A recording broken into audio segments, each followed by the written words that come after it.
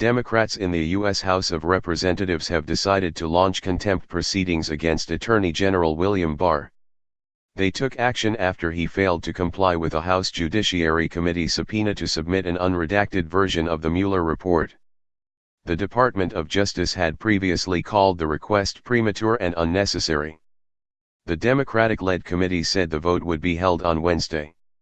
The Attorney General, who was appointed by the President, also missed a deadline last week to release an uncensored version of the report. What did committee members say? Gerald Nadler, the Democratic chairman of the House Judiciary Committee, said in a statement on Monday, "Congress must see the full report and underlying evidence to determine how to best move forward with oversight, legislation, and other constitutional responsibilities.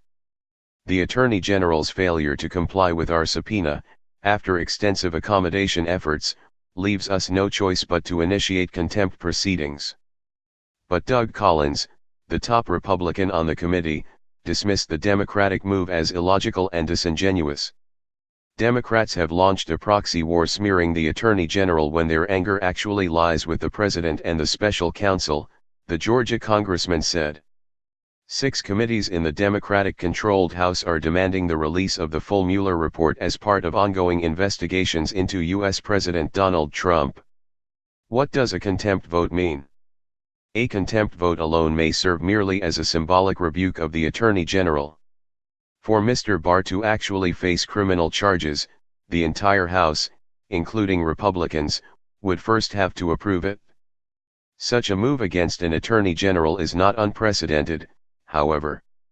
Eric Holder, who served under President Barack Obama, was held in contempt by the then Republican-controlled House for a botched attempt to track illegal guns. Mr. Holder became the first sitting Attorney General held in contempt of Congress after he failed to hand over files related to the operation. But as expected, the Justice Department did not pursue charges against Mr. Holder. What has President Trump said? Mr. Trump said on Twitter on Sunday that the special counsel must not testify to lawmakers, as Democrats desire. The Republican president had previously said he would not block Mr. Mueller from giving evidence to Congress, and leave a final decision to Mr. Barr. The 448-page Mueller report found no collusion between the Trump campaign and Russia during the 2016 election campaign, but did not reach a conclusion on obstruction. Democrats hope Mr. Mueller's testimony may offer insights into parts of the report currently shrouded by redactions. Why would the Democrats in Congress now need Robert Mueller to testify? Mr. Trump tweeted on Sunday. There was no crime, except on the other side, incredibly not covered in the report, and no collusion.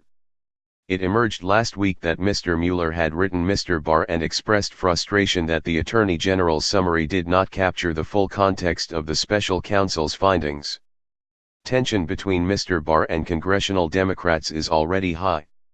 Earlier this month, the Attorney General refused to testify to the Democratic-led House Judiciary Committee after Democrats insisted he be questioned by a staff lawyer.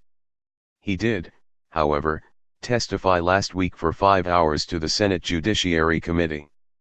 Senior Democrats have called on him to resign, accusing him of lying, while Republicans have argued that Mr. Barr is being targeted for political gain.